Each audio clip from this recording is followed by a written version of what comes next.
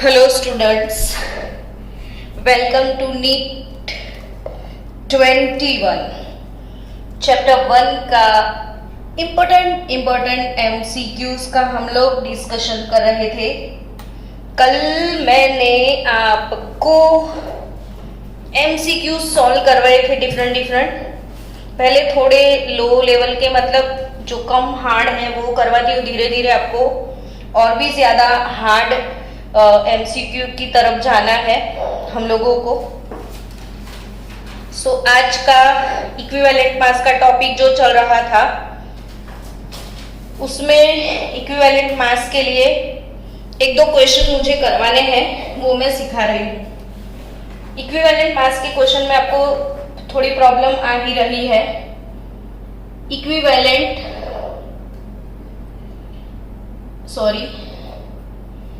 Element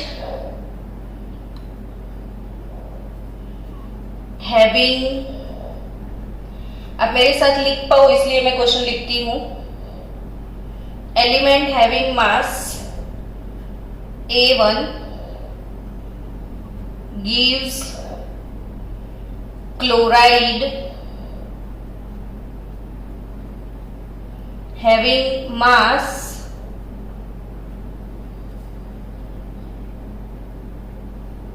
A2, then what is the equivalent mass? Then what is equivalent mass? What is equivalent mass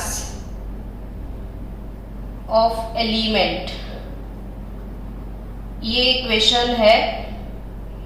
अब इसके option कैसे है वो भी मैं दिखा दूं आपको कि A1 upon A2 minus A1 into 35.5, option B A2 upon A2 minus A1 into 35.5, like that. ऐसे ही इसके ऑप्शन हैं, जो भी आंसर आता है देखते हैं। तो इस तरीके के क्वेश्चन को कैसे सॉल्व करना है वो समझना है आज हमको। कि element having mass A1 gives chloride having mass A2, then what is the equivalent mass of that element. तो इसके लिए बच्चों आपको क्या करना पड़ेगा, इक्विवेलेंट मास के फॉर्मूला को समझना पड़ेगा। इक्विवेलेंट मास सुन के तो आप पक चुके हो, मैं जानती हूं, लेकिन एक्चुअली इक्विवेलेंट मास होता क्या है आज समझ ही लो पूरा। कि द मास ऑफ मेटल, समझना कि the mass of metal, the mass of metal in gram, the mass of metal in gram which combine with 8 gram oxygen, which combine with 8 gram oxygen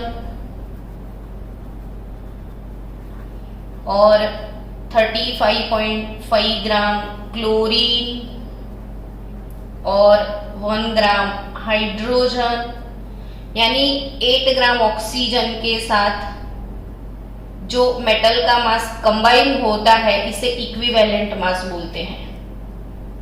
या 35.5 ग्राम क्लोरीन के साथ जितना मास react करता है इसे भी इक्विवेलेंट मास बोलते हैं। या 1 ग्राम हाइड्रोजन के साथ, अगर वो ऑक्साइड कंपाउंड है तो 8 ग्राम ऑक्सीजन के साथ जितना मास रिएक्ट करता है वो इक्विवेलेंट मास। अगर वो क्लोराइड है तो 35.5 ग्राम क्लोरीन के साथ जितना रिएक्ट करता है वो इक्विवेलेंट मास है। और अगर वो हाइड्राइड है तो 1 ग्राम हाइड्रोजन के साथ।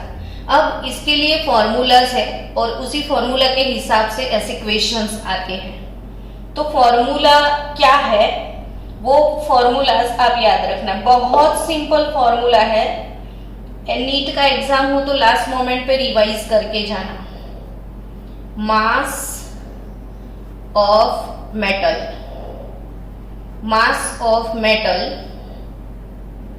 Divided by mass of chlorine, है ना सिंपल। इससे ज्यादा सिंपल क्या हो सकता है। इक्विवेलेंट मास मतलब मास of metal upon mass of chlorine into 35.5, या ऑक्सीजन वाला फॉर्मूला है तो again mass of metal, metal का मास अपॉन ऑक्सीजन का मास, और mass of oxygen, mass of metal upon mass of oxygen into oxygen का equivalent mass होता है 100। देखो कोई भी ऑक्साइड कंपाउंड होगा तो इसमें O-2 होगा। अब O-2 होगा तो ऑक्सीजन का इक्विवेलेंट मास क्या, तो इसका atomic mass divided by valency, तो एटॉमिक मास 16 डिवाइडेड बाय 2, तो ऑक्सीजन का इक्विवेलेंट मास 8 निकलेगा।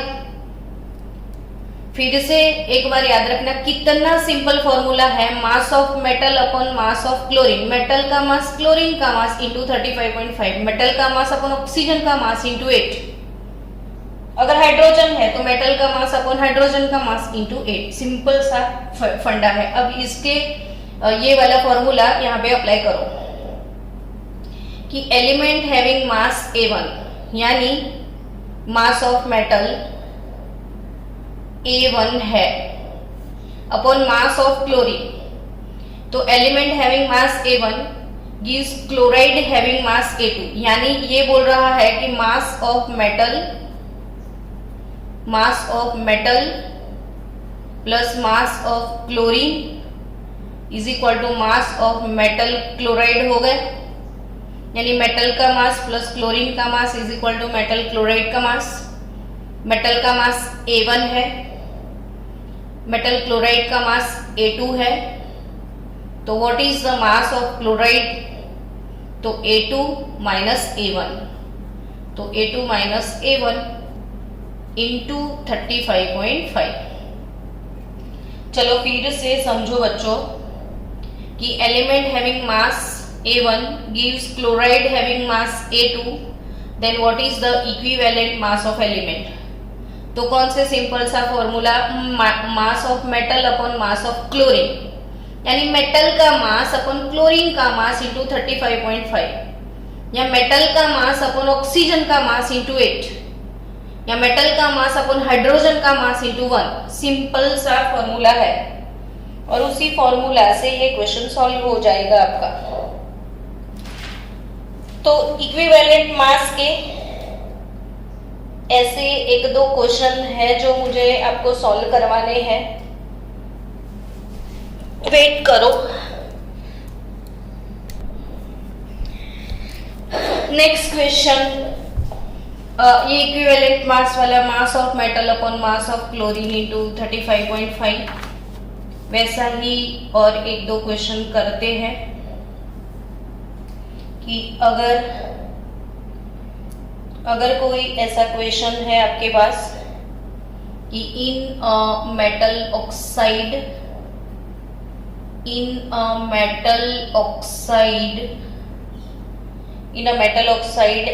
MO atomic mass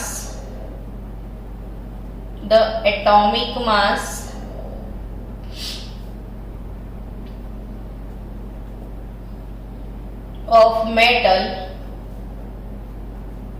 is 40, the equivalent mass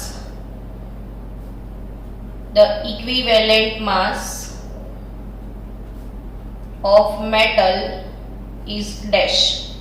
चलो फास्ट बच्चों, मैंने 2 मिनट दिए आपको सॉल्व करने के लिए, आप लोग सॉल्व करो ये क्वेश्चन, तब तक मैं दूसरा क्वेश्चन लिख देती हूं।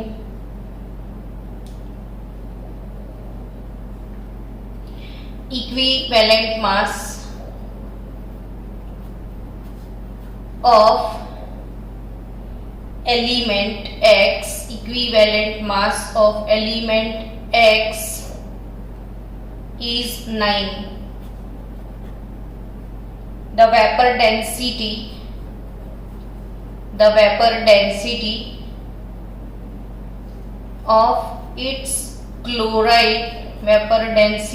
of its chloride salt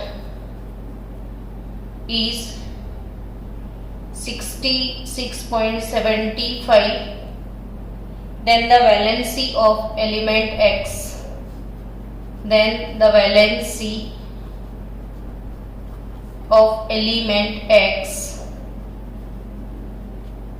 ये दो क्वेश्चन आप सॉल्व करो। आपके पास 5 मिनट है।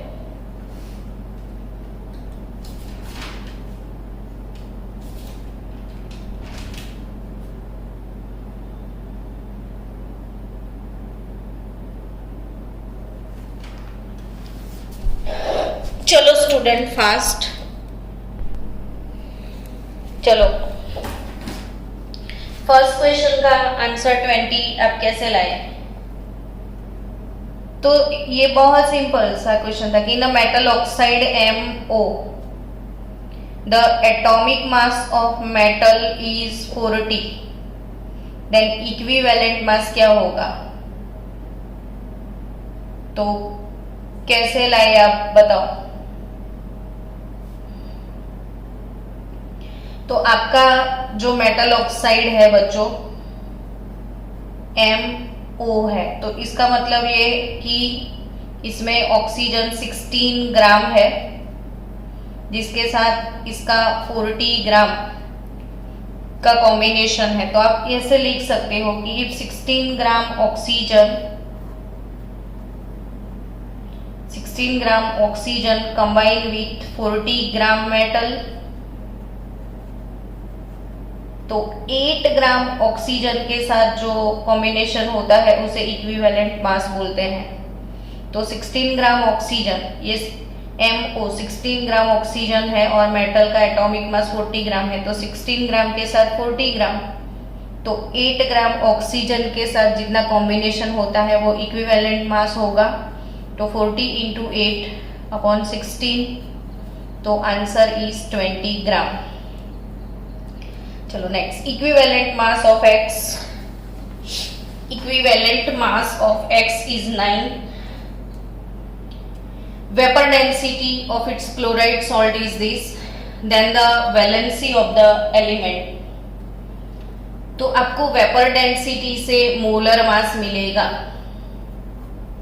कि मोलर मास वो क्लोराइड का क्या होगा, तो 2 इंटू इट्स वेपर डेंसिटी हो गया मोलर मास, तो 2 इंटू 66.75, तो 2 इंटू तो 133.50 आ गया इसका मोलर मास। अब मोलर मास आपके पास है, वैलेंसी निकालना है, तो equivalent mass of element X is 9, vapour density of chloride, तो कभी भी इक्विवेलेंट मास क्या होगा, इक्विवेलेंट मास ऑफ क्लोराइड क्या होगा, तो क्लोराइड कंपाउंड का इक्विवेलेंट मास होता है equivalent mass of metal plus equivalent mass of oxygen होता है। सॉरी, मेटल क्लोराइड है तो इक्विवेलेंट मास ऑफ क्लोरीन होगा। तो मेटल का इक्विवेलेंट मास तो इसने दिया है 9, क्लोरीन का होता है 35.5, तो वो हो जाएगा 44.4। अब मोलर मास अपॉन इक्विवेलेंट मास कैसे निकालते थे, तो मोलर मास अपॉन वैलेंसी ऐसा लिखते थे ना हम लोग। तो वैलेंसी कैसे मिले, मोलर मास अपॉन इक्विवेलेंट मास से मिले। मोलर मास आपको मिल गया 133.50, इक्विवेलेंट मास हो गया 44.50, तो 4 3 12 132 यानी 3 आपका आंसर आएगा। तो ये भी एक सिंपल सा क्वेश्चन है। चलो इक्विवेलेंट मास पे और एक क्वेश्चन बनता है कि if any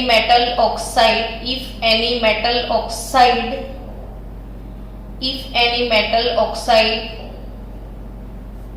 contains 20% oxygen, then what is the equivalent mass of metal? चलो इतना गुगली बॉल है कि एक ही मिनट में आंसर आ जाए, फास्ट,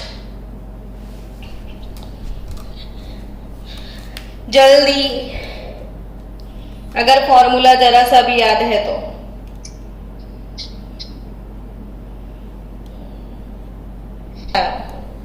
और ऐसे ही क्यूट क्वेश्चन आते हैं बच्चों। देखो 20% मेटल है, ऑक्सीजन है, इसका मतलब 80% मेटल हो गया।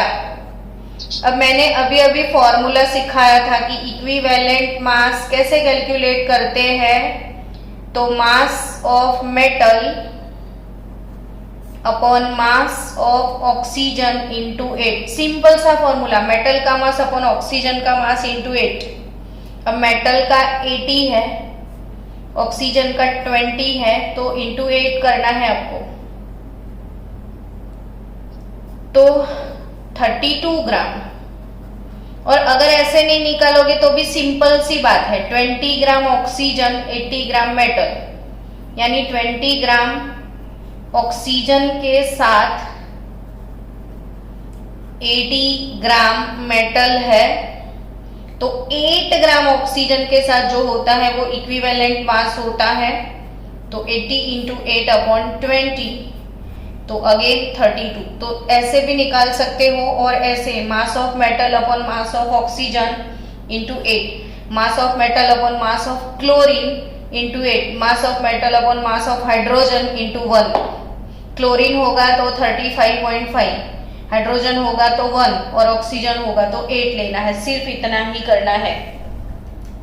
चलो अब और एक डाउट किसी बच्चे ने मुझे भेजा था, उसको सॉल्व करते हैं।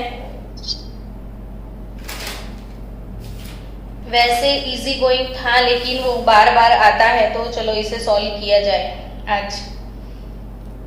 कि ऑन बॉइलिंग, क्वेश्चन था कि on boiling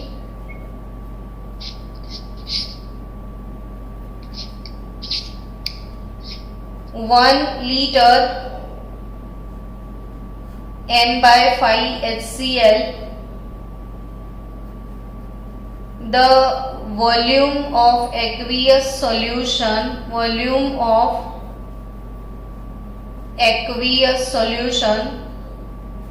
on boiling 1 liter N/5 HCl, the volume of aqueous solution decreases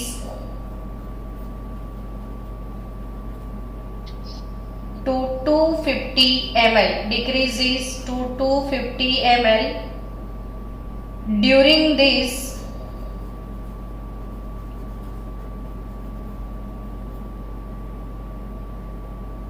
if 3.65 gram of HCl is removed,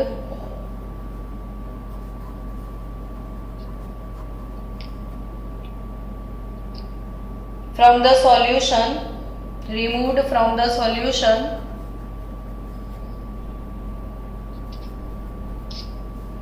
then the concentration of resulting solution become dash. ये doubt मुझे आपने send किया था, तो इस doubt को कैसे सॉल्व करना है वो देखते हैं बच्चों। कि on boiling 1 liter N/5 HCl, the volume of aqueous solution decreases to 50 ml। तो आपको सबसे पहले इसमें प्रोवाइड किया गया है वॉल्यूम ऑफ सॉल्यूशन 1 लीटर है और उसी सॉल्यूशन की नॉर्मालिटी भी है आपके पास है, n/5 का मतलब 1/5 नॉर्मालिटी है।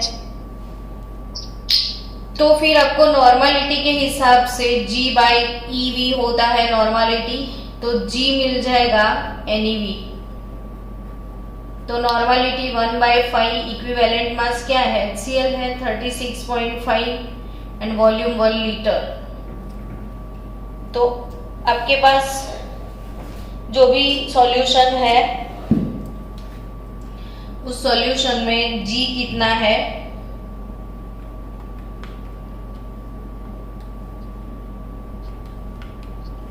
तो 7.30 ग्राम। क्वेश्चन क्या है वो तो समझे पहले कि कोई एक सॉल्यूशन था 1 लीटर जिसकी नॉर्मालिटी थी n/5।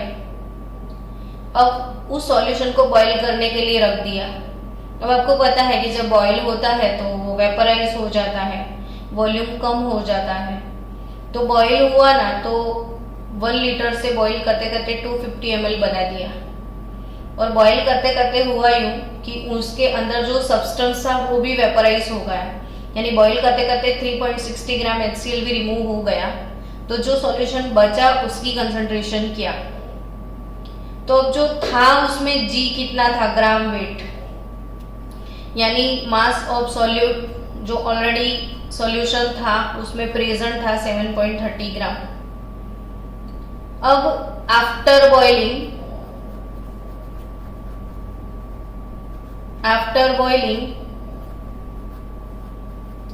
वॉल्यूम कितना बचा, 250 ml हो गया।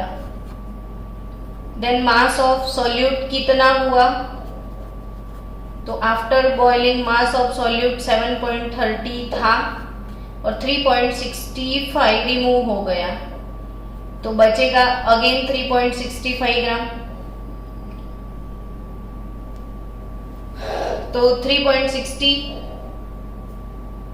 अगर रिमूव होता है तो रिमेनिंग मास अगेन 3.60 ही रहेगा ना, कितना बचेगा, 7.30 से रिमूव हो गया 3.65, तो बचेगा 3.65 ग्राम। अब फिर से नॉर्मालिटी ही तो निकालना है, तो मास ऑफ सॉल्यूट 3.65, HCl है 36.5, इसका इक्विवेलेंट मास और वॉल्यूम 250 ml, तो हमें चाहिए नहीं, लीटर में कन्वर्ट करना पड़ेगा। तो ये हो गया 4, 3.65 36.5, इसका 10, 4 अपॉन इसका 100, क्योंकि आपको पता है ये तो कट हो गया, 4/10 यानी 2/5, तो n कितना होगा, क्वेश्चन है। अब ऑप्शन कैसे दिए हैं आपको कि n/5, option B n/20, option C n/2.5, option D n/10। अब आपको सोचना है कि ये कितना नॉर्मल है, 2/5, तो ऑब्वियसली n/5 तो है, और ये ऊपर जो 2 आता है, आप अगर सपोज आपको ऐसे लिखना है, ये 5/2 लिखते तो ये 2 ऊपर जाता तो वही होता, तो 5/2 मतलब क्या, तो 2.5। अब अगर समझ में नहीं आता है कि इसमें से कौन सा आंसर है, तो ये तो नहीं है पता है, ये भी नहीं है पता है, ये n/2.5 यानी ये 25 और ये 10 लग गया तो 5 और ये 2, तो वैसे भी पता चल जाता कि ये 2/5 है। तो हो गया ये क्वेश्चन सॉल्व आपका।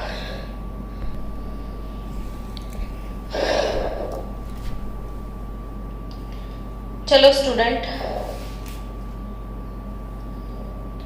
नेक्स्ट क्वेश्चन है, next question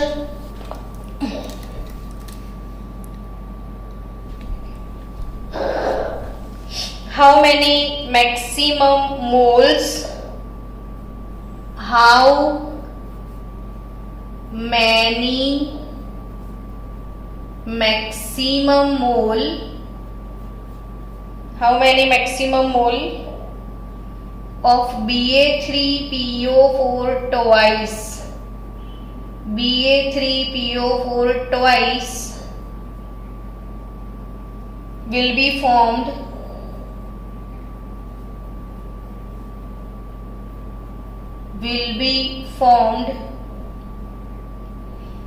by mixing 0.5 mole BaCl2 and 0.2 mole K3PO4। ऐसा इक्वेशन है कि how many maximum moles of Ba3PO4 twice. तो मिक्स किसको करना है, बेरियम क्लोराइड को K3PO4 के साथ। तो बनेगा क्या, तो बेरियम क्लोराइड को मिक्स करोगे K3PO4 के साथ तो Ba3PO4 ट्वाइस आपको बनाने का है और KCl प्रोड्यूस होगा। अब ऐसे क्वेश्चन आ सकते हैं नीट में, तो यस व्हाई नॉट। छोटा सा क्यूट सा क्वेश्चन है लेकिन कंसेप्ट इसमें बहुत सारे हैं। तो एक कंसेप्ट इसमें ये है कि पहले इक्वेशन को बैलेंस करना आप सीखे, दूसरा इक्वेशन बैलेंस करना आपको आता है कि नहीं वो चेक हो जाता है। तो Ba3 यानी ऑब्वियसली 3 मोल बेरियम क्लोराइड होगा, K3 यानी 3 मोल KCl होगा, PO4 ट्वाइस है तो PO4 ट्वाइस लेना पड़ेगा। अब KCl हो गया 3 2 6 और ये भी 6 तो 6 मोल KCl होगा। तो ये हो गया बैलेंस इक्वेशन आपका। अब इक्वेशन की स्टोइकियोमेट्री आपको देखनी पड़ेगी कि आपके पास 3 मोल अगर बेरियम क्लोराइड के हैं तो 2 मोल K3PO4 होगा। 3 मोल बेरियम क्लोराइड के साथ 2 मोल K3PO4 का रिएक्शन होने वाला है। अब आपने मिक्स क्या किया है वो देखो ध्यान से कि ये 3 मोल होता तब ये 2 मोल चाहिए हमें। अब आपने 0.5 मोल ये लिया है और ये 0.2 मोल लिया है। 0.5 मोल आपने लिया है बेरियम क्लोराइड और 0.2 मोल आपने लिया है K3PO4। तो ऑब्वियसली इसका अमाउंट कम है, ये 2 मोल वर्सेस 3 मोल, तो ये 0.2 मोल वर्सेस 0.3 मोल चलेगा। लेकिन ये 0.5 लिया है, भले ज्यादा है बट जो कम होता है उसे हम लिमिटिंग रिएजेंट बोलते हैं। जो कम होता है उसे क्या बोलते हैं, लिमिटिंग रिएजेंट। मान लो बच्चों आपके साथ एक बहुत सारा बाउल, बड़ा सा बाउल भर के ढोकले रखे गए हैं और एक छोटा सा बाउल, इसमें थोड़ी सी चटनी है। आपको ढोकला उठाना है, चटनी में डुबो के खाना है। तो पहले क्या खत्म हो जाएगा, चटनी। तो जब आपका चटनी खत्म हो जाता है तो ढोकले ऐसे के ऐसे पड़े रहेंगे, यानी ये लिमिटिंग हो जाएगा। तो जिसका अमाउंट बहुत कम होता है इसे लिमिटिंग रिएजेंट बोलते हैं। अब ये भले 0.5 है लेकिन ये तो 0.2 है सिर्फ, तो 0.2 के हिसाब से ही रिएक्ट करेगा।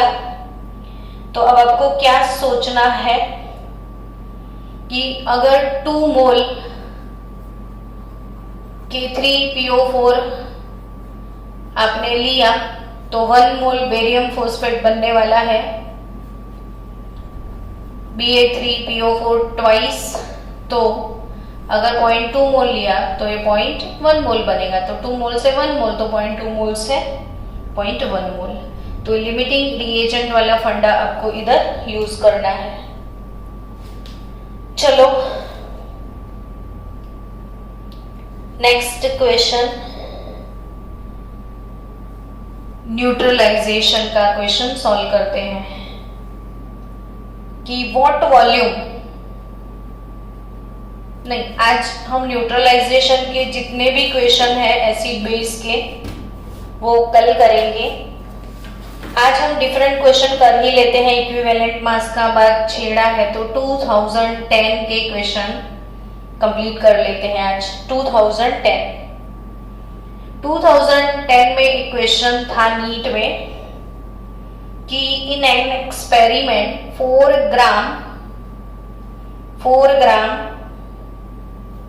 Of M2OX 4 gram of M2OX oxide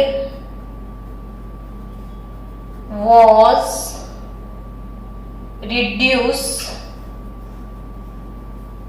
to 2.8 gram of the metal,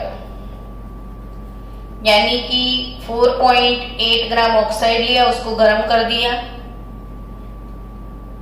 reduce होके इसका रिडक्शन किया, ऑक्साइड का रिडक्शन किया तो ऑक्सीजन रिमूव किया तो 2.8 ग्राम सिर्फ मेटल मिला।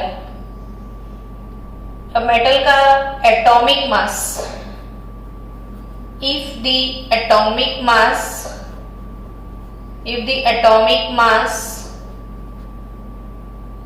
of the metal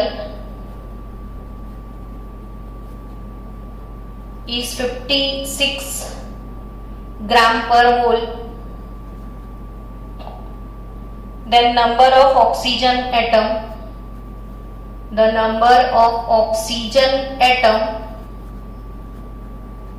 in this oxide।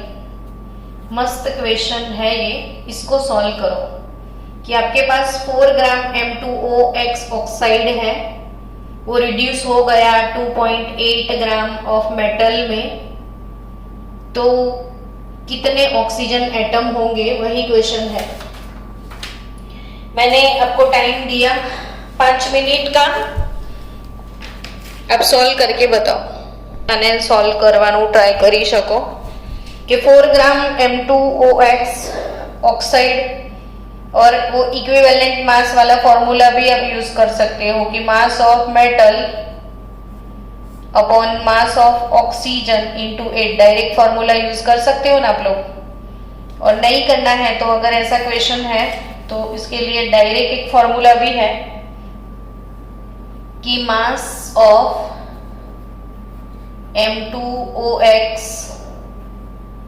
Upon equivalent mass of M2OX is equal to mass of metal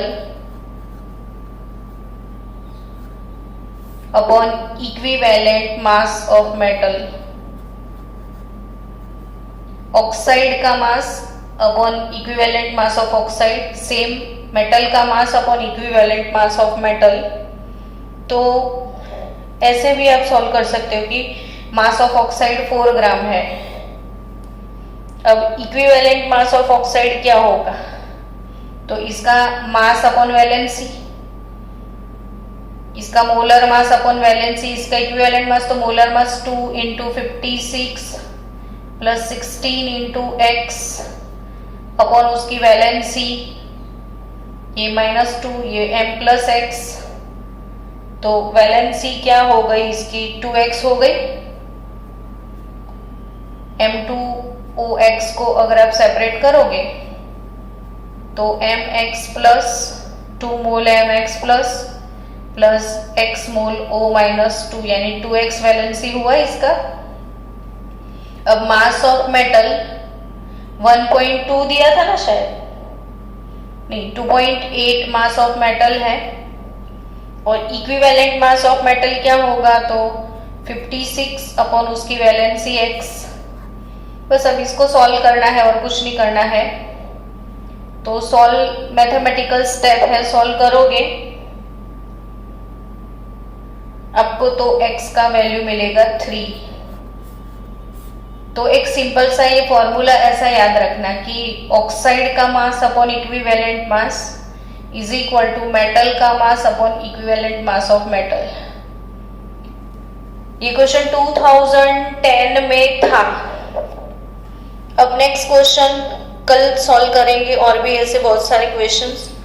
मैंने बोला था कि आप मुझे थोड़े बहुत डाउट्स भेजना, लेकिन किसी ने खास कोई डाउट्स मुझे भेजा नहीं है, तो मैं अपने हिसाब से करवाने जा रही हूँ। तो कल मैं और भी क्वेश्चन करवाऊंगी।